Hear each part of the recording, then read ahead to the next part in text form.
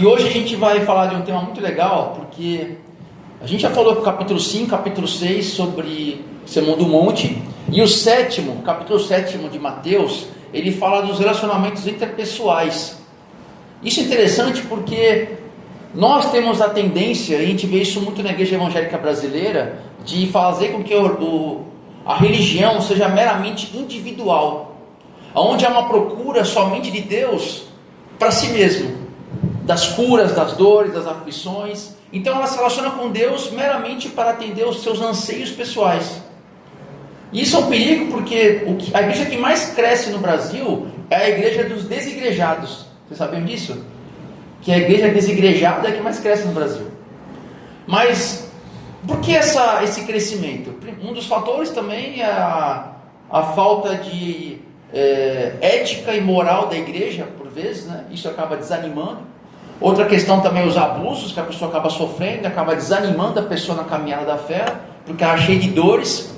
Outra questão também importante é essa que eu acabei de dizer, esse relacionamento somente eu e Deus. Então ela fala assim, então para que eu vou lá na igreja? Eu posso ser crente na minha casa, eu vou assistir o YouTube, eu vou assistir um sermão, eu vou compartilhar uma mensagem. E aí essa pessoa começa a viver esse evangelho fora da comunidade. A culpa também é da igreja, porque a igreja também ela não quer ferir demais os irmãos com uma mensagem dura, porque essa pessoa ela consome a fé, então qualquer dor que ela tem, ela fala assim, vou sair dali, eu tenho outra igreja para ir, onde ninguém me fira, onde eu só possa consumir a fé, como um mercado da fé, e aí eu não preciso mais ficar ali, ouvindo isso. E eu associo o desigrejado também com aquela pessoa que ela só vai na igreja, senta, ouve a mensagem e vai embora, não se envolve. Porque tem um filósofo que eu gosto muito cristão, que é o J.K. Smith, ele fala que a fé cristã é da experiência do sagrado. Não é a doutrina, ainda mais nessa era pós-moderna, não é a doutrina que vai fazer com que ela convença a participar daqui, do evangelho, não é a doutrina. Se eu perguntar para vocês, se vocês tiveram um curso extensivo de teologia, vocês não tiveram. Mas se eu perguntar para vocês, desenvolva a fé de vocês, vocês vão conseguir com as suas palavras desenvolver a teologia sem que ninguém os tenha ensinado. Mas como é que foi isso? Foi a experiência da coletividade, da comunhão dos irmãos. Então a pessoa começa a viver essa fé, que é meramente ela e Deus, e ela esquece que a fé de verdade se desenvolve através dos irmãos. Porque Deus nos chamou para viver uma comunidade contracultural, e é isso que fará com que as pessoas vejam e queiram fazer parte. Só que a pessoa quer participar de um evento, de um culto onde tem várias pessoas, onde tudo é movimentado para que ela se emocione. Então existe todo um preparativo que a igreja faz para que ela se sinta emocionalmente atingida por aquele momento. Só que eu não estou fazendo uma crítica a isso, estou fazendo uma crítica que, por vezes, a busca de uma igreja atracional, que o Timothy Keller fala muito disso no livro A Igreja Centrada, a busca incessante de uma igreja atracional, sem se preocupar com o evangelho encarnacional, fará com que esse evangelho seja diluído, e a pessoa entenda que só o relacionamento dela e Deus. Mas não é isso. Deus nos chamou para uma comunidade. E Jesus fala isso no capítulo 7 de Mateus, exatamente isso. Porque uma das falhas do cristianismo brasileiro é isso. Vivemos uma realidade onde ela não se vê mais numa ação de que tudo que ela faz importa para o reino. Então, às vezes, esse relacionamento dela com Deus é tão vazio que ela não consegue ver nem seus próprios pecados, ela vive o dia a dia fazendo coisas como todo mundo faz, e ela não percebe o quão aquilo tem sido pecaminoso. E ela só vai entender que aquilo é pecaminoso, que aquilo é errado, no ambiente da comunidade. Porque a comunidade ensina ela a doutrina através do relacionamento. Então não é um estudo sistemático da fé que vai fazer com que ela entenda o evangelho, e sim o relacionamento interpessoal com os irmãos fará com que ela entenda o evangelho e ela consiga ter uma mudança de mente e de ação. Porque essa mudança de ação acontece antes mesmo do que eu raciocine as coisas. É como na teologia a gente fala sobre a regeneração. A regeneração é um processo do Espírito Santo que você não sabe quando aconteceu. A conversão é muito posterior. Isso é meramente teológico, não tem uma coisa cronológica. Alguém teve que sistematizar isso para a gente entender. Então a regeneração é de Deus, 100% Deus. Porém, o processo de transformação da mente acontece na comunidade, nos relacionamentos interpessoais. O que vivemos ontem é um culto. Por mais bagunçado que fosse aquele culto que teve ontem. Mas aquilo é um culto. E a gente não consegue entender que isso também é um culto. Aquele momento consagra várias questões, e o que a Débora falou lá, antes de se emocionar, é o Evangelho sendo pregado. É o Evangelho sendo pregado. Então é isso que importa. E Jesus se importa com isso, a gente entende e a gente passa batido. E essa mensagem de hoje, eu coloquei o tema: por que você está me julgando? Pode isso? É o nome do título, é o título de hoje. Por que eu coloquei esse título? Porque essa é uma frase top 3 que é citada por aí. Não me julgueis. Quem está me julgando, Cláudio? Quem é você para me julgar? Está na Bíblia, não pode julgar. É um dos 3 textos mais citados, e é um dos 3 textos mais mal compreendidos, porque é muito fácil você citar uma palavra, um texto, fora do contexto, sem analisar o todo. E nós, crentes que temos em tese o conhecimento, a gente abraça essa ideia e vamos que vamos. Mas por que esse texto é muito citado hoje? Porque nós vivemos numa era da tolerância. Tem que ter tolerância. Tolerância é o nosso Deus. Você não pode mais analisar criticamente qualquer lado de um posicionamento diferente do seu. Então, enquanto a sociedade prega tanto a tolerância, que se você falar qualquer coisa contra aquilo, com amor, não com desrespeito, que o desrespeito, a tolerância realmente, não estou falando não com o respeito que é devido, mas se você for contra qualquer posicionamento que seja de Deus, a favor de Deus, e contra alguma coisa que a gente sabe que a palavra de Deus é contra, você é tido como intolerante, conservador e todos os fóbicos que existem por aí. Um monte de não sei o que fóbico, você é taxado para essa sociedade que prega a tolerância, num status da divindade na sociedade civilizada. Porém, essa tolerância ela é tida como seletiva. É só tolerante até o ponto que você concorda comigo. Se você discorda, você é intolerante, você é um conservador, você é isso, você é aquilo outro. Você é fóbico ou ista. Alguma coisa ista ou fóbico. Você é isso. Hoje a gente vê até leis sendo promulgadas, decisões judiciais sendo feitas, para aqueles que se contrapõem sobre aquilo que nos é forçado a aceitar como uma verdade. Aí você pode perguntar, mas como nós permitimos isso? Como a maioria cristã consegue ser dominada por um conteúdo da minoria? Não é nesse o tema aqui, eu vou falar, só dando uma introdução. A cosmovisão ela é modificada pelas artes, pela política e pelas leis. Então, por muitos anos, o evangelicalismo, por se afastar da realidade, dizendo que importa é o espírito, a carne é mal, a carne é fraca, o mundo é perdido, eu espero o céu, a volta de Cristo, eu quero ser arrebatado, esse mundo está perdido. Por décadas a sociedade se viu afastada da palavra de Deus, os cristãos se afastaram do meio político, do meio público, e permitiu que isso acontecesse. E hoje é um caminho muito difícil de você interagir, porque as faculdades, as escolas, elas estão imbuídas disso. Mas nós, como cristãos, não devemos voltar a ter uma palavra pública através de imposição. E aqui Jesus vai falar disso hoje. Não é a imposição da sua crença perante os demais que é o que Deus quer. Ele quer o que eu falei agora há pouco. A experiência do sagrado, a experiência da coletividade, fará com que as pessoas vejam que aqui há um espaço de abertura. Aqui é o lugar onde o rico e o pobre sentam juntos. Aonde acontece isso? Aqui é um lugar onde o culto e o não culto estão juntos. Aonde o doutor e sei lá o que, ele é o cara que varre a comunidade, e aquela pessoa que não tem estudo nenhum é quem prega. Aonde tem isso? Não tem lugar nenhum. Então, a experiência da coletividade dos santos é o que faz a diferença. Mas nós perdemos essa conexão, perdemos esse contato. Então Jesus vai falar isso aqui. Então a sociedade adora usar esse não julgueis.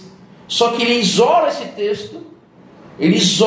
texto para silenciar algo que, vamos ver aqui, que é uma discordância moral com ela mesma. Porque a sociedade que prega essa tolerância, ela é o primeiro a cancelar impiedosamente, a condenar e julgar todo aquele que é contra ela. E a igreja tem vivido isso, com medo de ser cancelada, com medo de perder membro. Ela, em vez de fazer cristãos maduros, não estou falando para criar cristão de direita, de esquerda, maluco, não é isso. Em vez de formar uma fé cristã sadia, instruir o povo, ela mantém o povo na ignorância bíblica, na ignorância de conhecimento, porque ela ensina e prega um culto que faz você não pensar.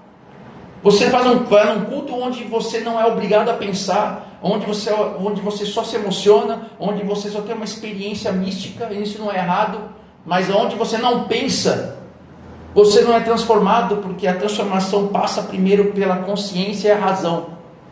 Então você cria uma sociedade alienada das coisas e vive uma fé que não impacta nada. E a igreja ensina isso porque ela não quer perder membro, ela quer continuar crescendo. Mas ela cresce como um câncer. Câncer também cresce, mas cresce para matar. Então o mundo, ele não quer o direito de Deus e da igreja julgar ela. Não quer, acha isso absurdo. Quem é você com esse texto de 2000 anos, esse texto que foi manipulado pelo Vaticano? Já viram isso mudando? O Vaticano escondeu os manuscritos. O Evangelho de Maria Madalena, o Evangelho de Tomé, isso foi recortado pela igreja. Olha que absurdo. Mas ela não se faz uma autorreflexão de tudo aquilo que ela tem no julgado e condenado. Aí pode condenar e julgar. Aí eu estava procurando aqui para ilustrar uma história de introdução. Aí eu chamo a história que o Nicodemos fala, mas na verdade é uma história que o Sproul viveu. Então ele fala de uma história muito engraçada que mostra essa ética tão bizarra da sociedade. Então ele fala de um jovem que procura ele na igreja. Ele não faz parte da igreja, ele procura a igreja. Ele estava extremamente irritado com a mãe dele. Extremamente irritado com a mãe religiosa. Porque a mãe impunha diariamente a fé dela para aquele rapaz. Ficava impondo. Você tem que ser crente, você tem que se converter, você tem que ir para Jesus. E ele ficava revoltado, porque ele falava, eu não aguento mais, minha mãe é muito chata. Só que aí o Sproul pergunta para esse jovem, qual que é a sua ética? Aí ele responde, olha essa frase, eu acredito que as pessoas têm o direito de fazer o que quiserem. Vocês já ouviram isso? Nós temos o direito de fazer o que quisermos. Quem é você para falar o que eu devo fazer? Só que olha só como a ética dele, Jesus ele usa o mesmo sistema que o Sproul usa aqui. Jesus ele quebra os fariseus como? Quando o fariseu perguntava, ele fazia o quê? Outra pergunta. E os caras ficavam perdidos. Porque eles falavam assim, poxa, se eu responder essa pergunta, eu posso ser favorável a Jesus e isso vai me deixar mal com a minha seita. E se eu falar alguma coisa que Jesus seja tido como impostor, o público vem e me dá porrada, paulada. Então eu não sei, Jesus. Ele fala, se você não sabe, eu também não vou responder o que você perguntou. E aí fica um olhando para a cara do outro. Então ele fala assim, cara, olha só a ética. Se você diz que você pode fazer o que você quiser, então por que a sua mãe não pode fazer o mesmo? Se a tua mãe está te impondo uma fé, ela está fazendo o que você está falando. Ela está agindo, fazendo o que ela quer. Então essa história mostra essa inconsistência ética. Lógico que, a gente vai falar sobre hoje, impor a fé aos outros não é saudável. Mas se a mãe está fazendo isso, porque ela ama aquele filho, e ela está vendo que o caminho do cara vai levar a um caminho ruim. É óbvio que é isso. Mas analisa aqui, está vendo? A pessoa coloca um relativismo, ela fala assim, você não pode se impor a mim. Só que a partir do momento que você fala isso, você está sendo absolutista, você está impedindo o meu caminho, mas liberdade também. Olha a tolerância da sociedade, até ponto que você vai comigo, ok. Fora disso você não pode.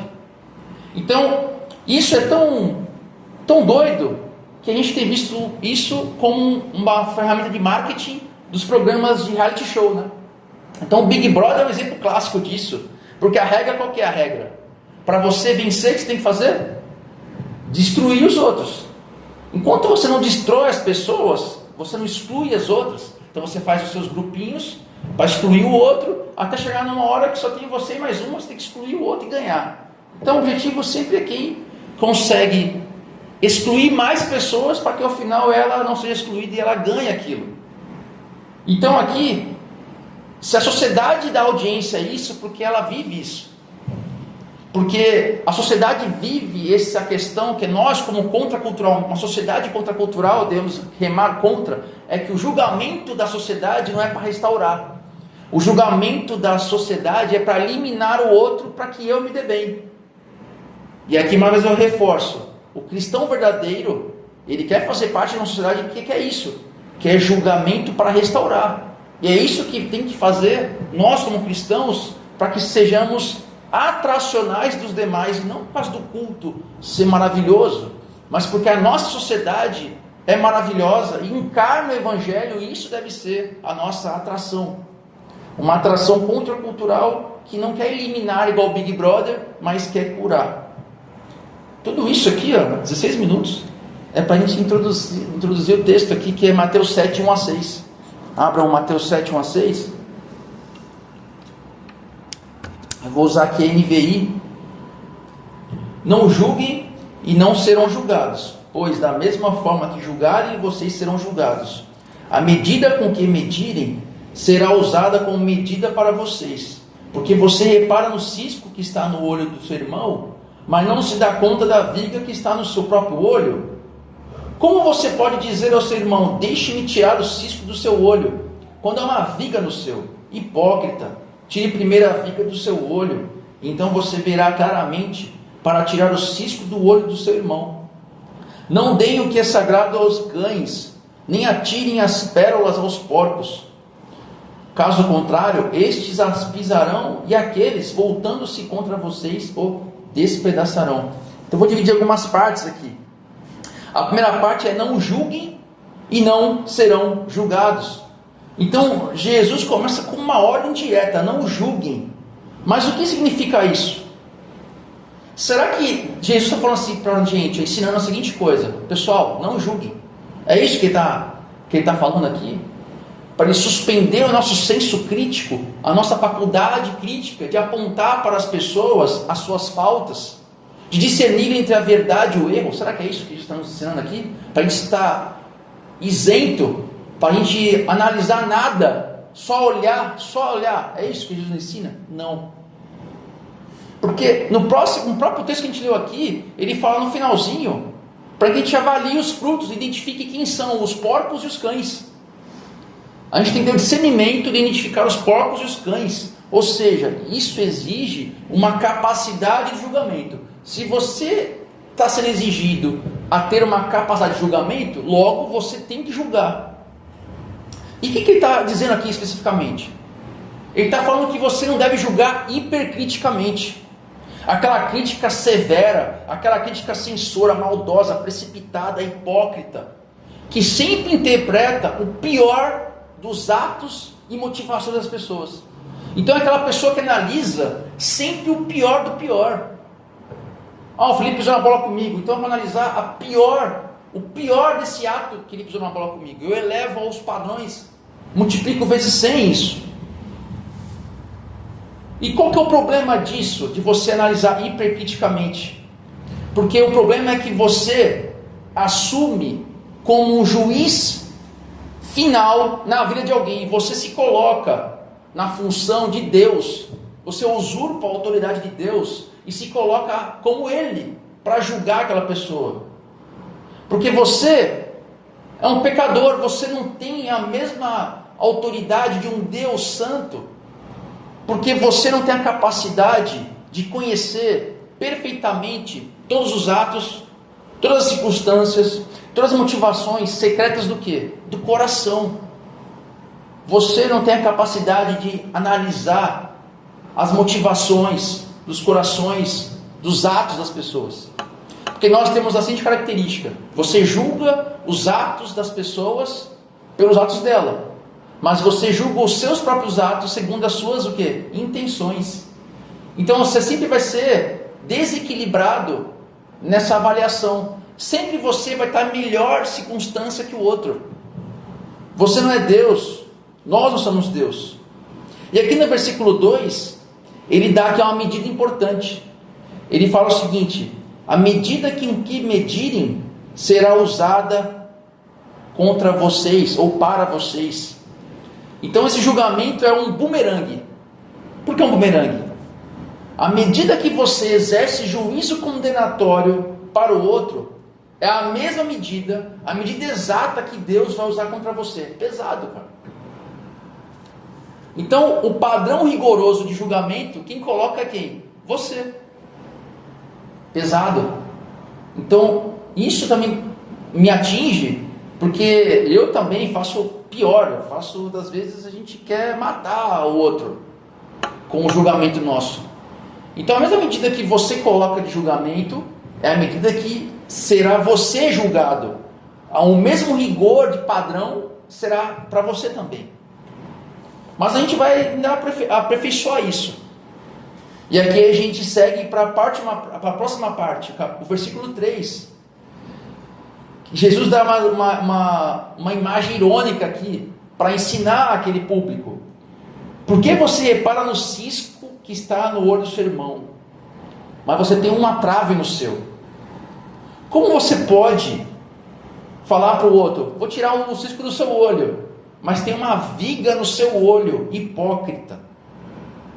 Aqui o Lloyd Jones, ele usa uma imagem do oftalmologista cego. Alguém já foi num cardiologista gordo? Nunca foi num cardiologista gordo? Mas você iria se tivesse um cardiologista gordo. Você abria a porta, o cara gordão assim: ah, não, obrigado, eu entrei na sala errada. Alguém faria isso? Ou o cara, o pneumologista fumante. Não, então, você iria. Por mais que você fosse fumante, você entraria. Alguém entraria numa sala de oftalmologista cego? Eu vou no oftalmo, abriu a porta, o cara está lá cego, está lá de bengala lá. Você passaria em consulta? Você faria uma cirurgia com um oftalmo cego? Faria? Duvido, não vão fazer.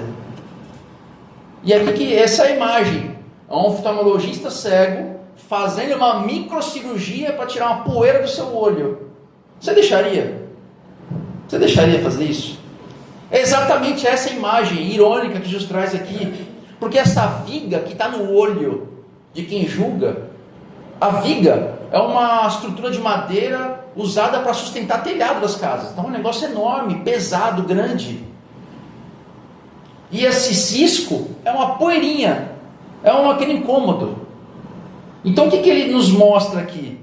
Ele fala que nós, como seres caídos, temos a tendência de fazer o quê?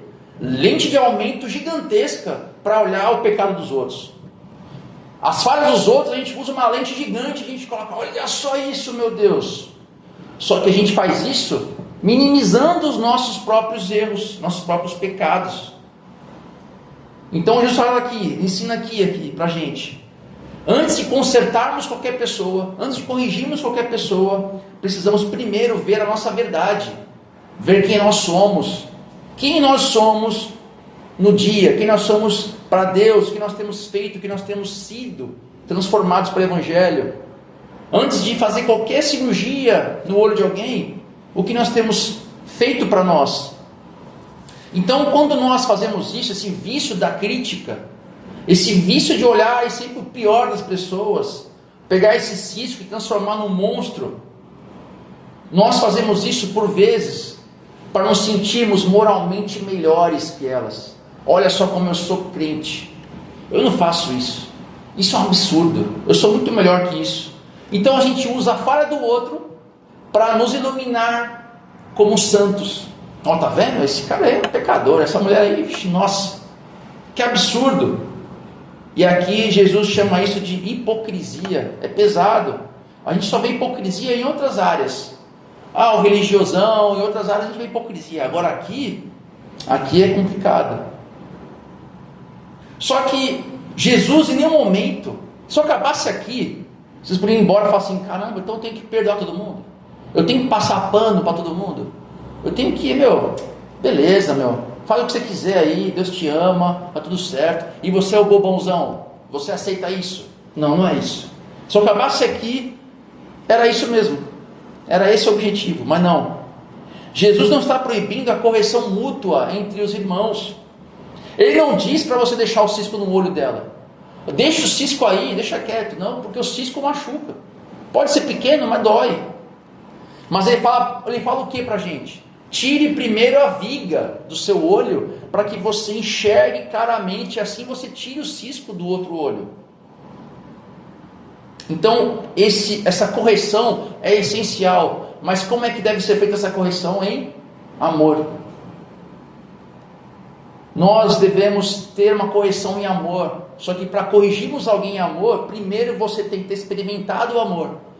E esse amor de Jesus que nos constrange e nos leva ao arrependimento de quem nós somos, faz com que eu me arrependa em amor. Então a nossa disciplina tem que ser aplicada com mansidão, humildade e compaixão. Jesus não chama para ser um carrasco, que a função do carrasco é única, é julgar e condenar. O carrasco não é feito para amar. O carrasco é para julgar e condenar. Não é isso que Jesus nos chama. A finalidade sempre da correção, do cisco no olho, é para trazer a restauração e não para destruir a pessoa. Mas a pessoa também tem que querer. A pessoa também, a gente tem que entender que pecados não tem pecado maior ou menor, tem pecado com mais consequência e com menor consequência. Não estou dizendo aqui que o pecado, a restauração me faz eu querer ser amigão da pessoa de novo, a gente andar junto, não é isso. A restauração faz com que ela tenha uma restauração com o caminho de Deus, mas por vezes nós devemos andar em caminhos distintos, mas que não haja mais rusgas, que não haja mais nenhum problema entre nós. Essa é a restauração. Mas existe um limite para isso. Tem um limite para isso? Tem um limite, que é o próximo versículo. Não deem o que é sagrado aos cães, nem atirem as suas pérolas aos porcos. Caso contrário, estes as pisarão, e aqueles, voltando-se contra vocês, os despedaçarão. Se vocês analisarem friamente o texto, que a gente leu todo hoje, parece que esse versículo está fora de contexto. Parece que ele foi incluído, assim, não tem muito sentido. Mas ele tem muito sentido, porque ele é o contraponto, é o equilíbrio aqui. Porque nós somos chamados a não ser hipercríticos. Só que, ao não ser chamados a ser hipercrítico, temos a tendência de ir ao extremo. E qual é o extremo de ser um hipercrítico? É ser alguém ingênuo e cúmplice a todo erro. Esse é o perigo. Você não é chamado para ser hipercrítico, mas não é chamado para ser ingênuo e uma pessoa que aceita qualquer erro, não é isso. Então Jesus utiliza uma linguagem aqui que chocou o público ali. Chocou. Porque os cães, não é os cães de hoje. Não tinha pet shop.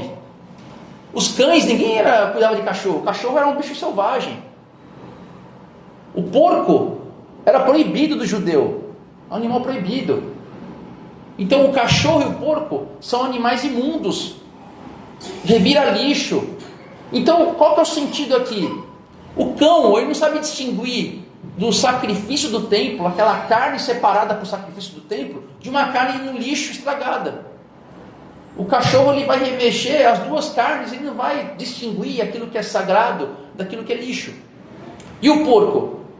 Se você tirar uma pérola para o porco, com fome, ele vai achar que é comida, e vai querer comer, não vai ver que não é comida, ele vai pisotear aquilo, ele vai ficar com ira, com raiva, ele vai até em cima de você. Jesus está falando o seguinte, cara, se você não der para o porco a comida, e der pérola, ele vai pisotear e vai atrás de você.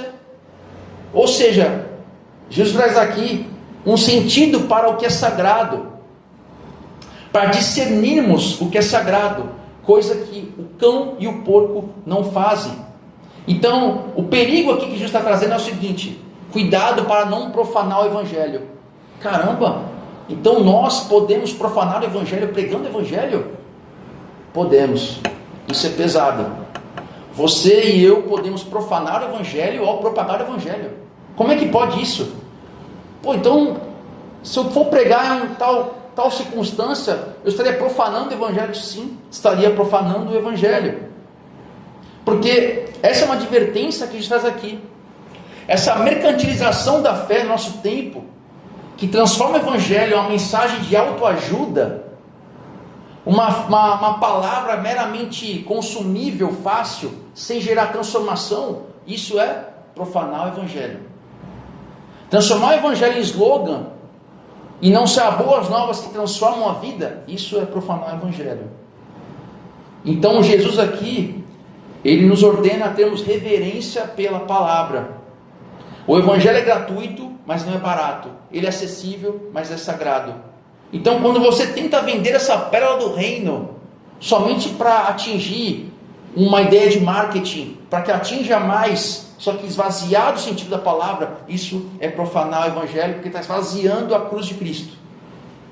Mas eu pergunto para vocês sabem quem são os cães e porcos hoje? Você sabe, Renato, quem são os cães e porcos hoje? Será que são os pecadores? Esses pecadores são tudo cães e porcos. Vamos se fechar aqui na igreja. Nós aqui somos a igreja onde a mensagem está aqui dentro. E os curiosos? Eles também não. Quer ser curioso? Vai ser curioso na internet. Comigo não. Aqui eu sou crente, raiz. Mas não. Esses não são os cães e porcos. Os cães e porcos são aqueles que têm um desprezo consciente do evangelho. Aquele que zomba da verdade. E você deve conhecer pessoas assim. Elas só falam com você do evangelho para te diminuir. E para o que você disser, ela sempre vai trazer mais desprezo ao evangelho. Vai fazer piada com a sua fé. Vai fazer pouco caso da sua fé. Quer fazer os outros rirem. Ele não quer argumentar. Ele pode nem ter argumento nenhum, mas ele não está nem aí. Você pode dizer o que você quiser. Você pode ser um apologista, ter curso de formação, analisar a ciência. Não, ele quer só te sacanear. Bonhoeffer diz, e eu recomendo vocês lerem o livro O Discipulado de Bonhoeffer, que não é um livro de técnica de discipulado, é um livro de encarnar o evangelho. Ele fala do perigo de baratear a graça. Olha o que ele diz: insistir em impor as verdades mais profundas a quem odeia ativamente o sagrado não é evangelismo, é profanação. Então vou evangelizar aquele ateu. Mas não é um ateu que tem dúvida. Não é aquele ateu que ele é ateu por falta de conhecimento. É aquele ateu que é ateu para te sacanear mesmo. Ele não está nem aí. Ele despreza o evangelho. Aí você vai lá, não, que eu vou evangelizar esse cara. Só que você está fazendo um desserviço, está profanando o evangelho, porque ele está diminuindo você, diminuindo sua fé, e fazendo com que outros que estão observando tenham pouco caso da fé real do evangelho. Não é isso. Eu gosto de debater quando há espaço para esperança. Quando eu vejo, pessoalmente falando, que aquela pessoa, ela não adianta o que você vai falar. Você pode ter o maior conhecimento do mundo de teologia, mas ela está ali só para espinhar o evangelho, falar mal do evangelho, pôr em crédito Jesus. Cara, eu nem continuo a conversa, porque não vai levar a lugar nenhum. Miroslav Volf, que é outro cara que eu gosto muito, no livro Exclusão e Abraço, ele fala o seguinte: nos contextos que nós temos hoje, que é de alta tensão, porque a Europa já vive isso, nós vivemos num tempo pós-cristão, a sociedade não é mais judaico-cristã, então nós perdemos a conexão entre aquele que é cristão e não cristão, perdemos o diálogo. Então a gente vê alguns vídeos da Europa, pessoas pregando lá nas praças e tomando pedrada, sendo xingado. Eu não vou entrar no mérito aqui se aquilo é certo ou errado fazer, mas analisa você, aquela pessoa que atacou pedra, por vezes ela está sendo formada a fazer aquilo porque a formação intelectual dela, a formação cultural dela é para falar que o crente é a pior pessoa que tem no mundo, destruiu a sociedade, ela entende isso. Será que essa abordagem de proferir evangelho em praça pública, nesse aspecto do que aconteceu na Europa, é o mais assertivo? Ou o relacionamento experiencial, para ela possa ver através do relacionamento mútuo que Jesus não é o que ela pensa, e eu transformar a minha mente através do relacionamento? Então precisamos também ser racionais, a entender que nosso tempo de hoje é um tempo que não é todo mundo vivendo numa sociedade cristã, mesmo você não sendo cristão, não é isso. Nós somos cristãos vivendo numa sociedade que não é mais cristã, e o Brasil está indo no mesmo caminho. Vai chegar um tempo, e não está longe, e que nós cristãos viveremos uma sociedade não cristã, e esse diálogo precisa ser mais inteligente. Temos que ser melhores para dialogar com esse público. Então, em contexto de alta tensão e perseguição, a sabedoria nos aconselha a não compartilhar. Porque jogar pérolas sem cautela a quem busca apenas o escárnio gera incompreensão agressiva e violência inútil. Então a gente vê esses posts e a pessoa insistindo, todo mundo escrevendo lá, e gera mais o quê? Mais polarização e ódio. Porque aquele que joga pedra tem um público que joga pedra também. Talvez quem tivesse vendo aquela mensagem não teria coragem de jogar pedras. Mas a próxima vez, quem sabe ela não joga pedra também. E aí você cria mais um público que odeia o evangelho. E aí os evangélicos que jamais brigariam com essa pessoa começam a pegar ódio do não cristão. E aí começam o quê? Um querer matar o outro, cara. Jesus nunca ensinou isso. Jesus nunca ensinou o ódio. Cara, a gente viu alguns caras do Brasil aqui. Ah, não, tem que morrer, o Lula tem que matar. O cara pegou os salmos imprecatórios, um pastorzinho aí, né, que gosta de machonaria da vida, tem que ser macho, macho alfa. E ele falou num podcast que tem que matar o presidente. Ele já usou os salmos imprecatórios. Isso é loucura. Isso é coisa bizarra. Isso não é evangelho. Você não podemos confundir evangelismo, a missão bíblica do evangelismo, com fanatismo cego. Cuidado com isso. E aqui eu vou mais longe. Nós temos que ter essa humildade intelectual. Temos que entender isso. Porque quando a gente tem humildade intelectual, nós reconhecemos que não somos os donos da verdade, mas sim servos da verdade. Então, quando você se sente servo da verdade, você se protege de ser um arrogante espiritual. Temos arrogância religiosa de só nós aqui somos os donos da melhor teologia, na ICPR, aqui nós somos os super crentes. Paulo fala o seguinte, em 1 Coríntios 13, 12. Nós enxergamos a realidade por um espelho. Nós também sofremos da queda do pecado. Nós temos a distorção das coisas. Nós não somos infalíveis nem superiores. Ao contrário, nós somos devedores da graça de Deus sobre nós, porque somos pecadores salvos pela graça. Então nós dependemos de Deus, tanto para enxergar o cisco no olho do outro, como para enxergar a nossa trave. Só Deus pode fazer isso. Nós não conseguimos. Por isso que eu volto ao início. A pessoa que não se envolve na comunidade, ela não tem capacidade de enxergar a trave no seu olho. Mas a pessoa adora enxergar o cisco no outro.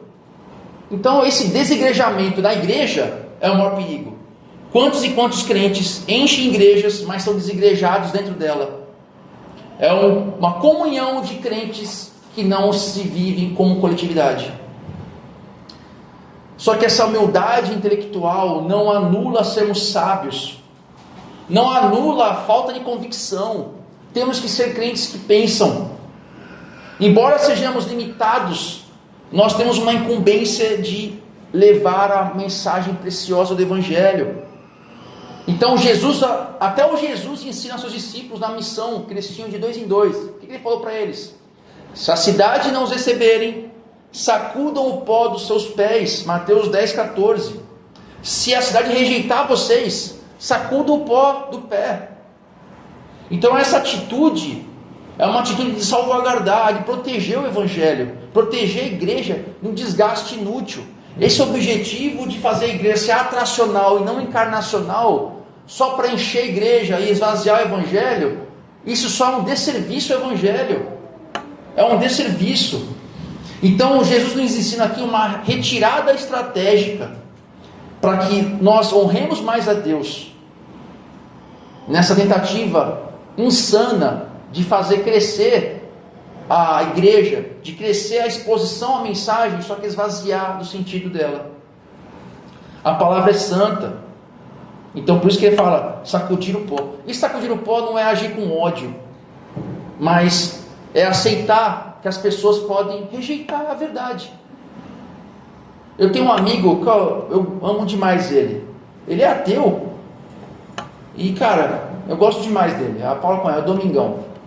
Ele não vai assistir mesmo? Cara,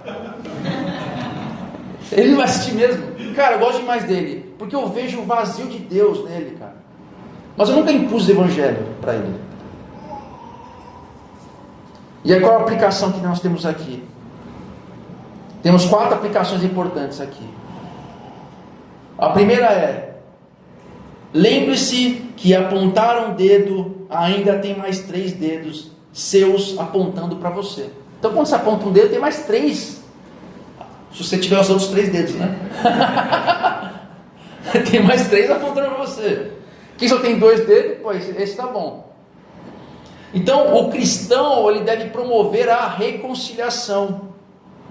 Então, antes de você proferir aquela crítica que você ficou escrevendo no bloco de notas, pensando na pior coisa, agora eu vou me preparar aqui para criticar essa pessoa. Eu já fiz isso. Preparar um texto assim para destruir. Cara, apaga isso aí. Cuidado. Tem um autoexame. Qual que é o autoexame? Eu já reconheci e chorei diante da viga do orgulho, do pecado do meu coração. Minha visão está limpa pelo arrependimento. Só quem reconhece a viga do seu olho perde essa vontade de apedrejar. Porque quando você é sua viga, quando você vê o tamanho da viga que você tem, se o seu telhado for de brasilite lá, né? Não tem viga, né? Aí já perdeu. Mas quem tem essa viga no olho, ele fala, cara, não consigo atacar pedra porque eu sou um pecador, meu. A segunda é, recuse a espiritualidade da superioridade. Não existe hierarquia de pecado diante de Cristo. Não existe hierarquia. Então, se a sua identidade está formada da seguinte forma: eu não sou como aquele pecador. Se você pensa isso, você é um fariseu. Porque a sua justiça não é mais Cristo. A sua justiça é você. A terceira é, pratique o conforto misericordioso. Não distorça ou não o julgueis. Para abraçar uma comunidade, uma atitude em comunidade que tolera o pecado. Cara, cuidado com isso. A gente vê muita liderança de igreja utilizando essa mensagem para passar pano para líder religioso. O líder religioso, ele tem um compromisso com a comunidade e com a sociedade. Ele não pode cobrar dos irmãos da comunidade aquilo que ele não fez para aquela própria comunidade. A pessoa tem que ter a honestidade de voltar, e ele sim, essa pessoa sim, agir com amor e perfeição perante os irmãos, reconciliação, porque ele era o exemplo perante a comunidade.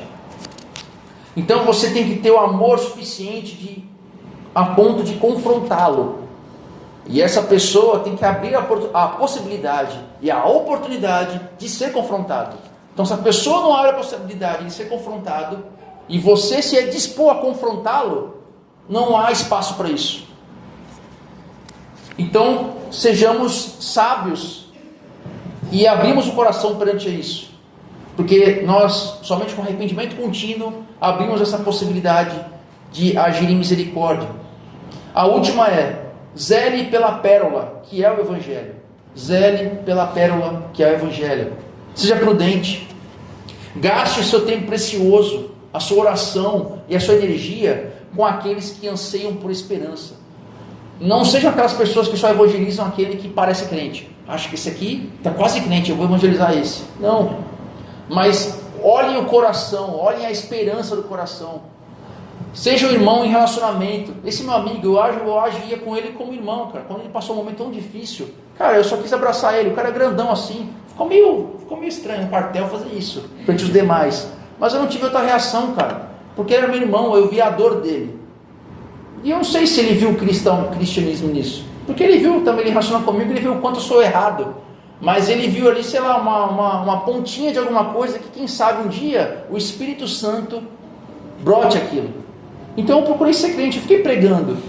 Toda vez que ele perguntava, eu falava do Evangelho, mas eu não ficava toda hora pregando, porque acho que a dúvida de vocês é igual a minha. Até que ponto eu prego, até que ponto eu vivo, até que ponto eu consigo viver a minha vida de forma que seja um equilíbrio entre fé e vida, sem ser crente louco e sem ser um crente ateu. Essa é uma dúvida que eu tenho pessoal, mas quanto mais a gente vive aqui em comunhão, vivendo esse culto de ontem, a gente vê que o Evangelho também é isso, essa comunhão. Eu tenho certeza que tivessem ontem pessoas que não fossem cristãs, eu tenho certeza absoluta que alguma convicção interna mudaria naquele dia. Eu não estou falando que a pessoa viria para a igreja, seria crente, sei lá, mas ela teria uma visão diferente, assim, caramba, eu achava que crente era diferente. Hoje eu vi que é diferente para o bem, não é diferente para a loucura. Então, nós temos que ter esse anseio para pregar o Evangelho com esperança, para aqueles que têm esperança. E não ficar entrando em debate, não ficar falando de política. não levando a um assunto que não tem nada a ver, só que invista em quem está sedento por água viva, aqueles que têm vontade de ter a esperança em algo além delas, porque esse mundo é um mundo sem esperança. Então, esse julgamento impiedoso que Jesus nos traz aqui, nos deixa cegos, mas o amor de Cristo nos devolve a visão. O cidadão do reino não olha para baixo para condenar as pessoas, mas olha para a cruz, para se lembrar que também foi perdoado de uma dívida impagável. Que o Espírito Santo limpe nossos olhos e nos dê a sabedoria para amar sem sermos ingênuos e discernir sem sermos arrogantes. Amém? Amém.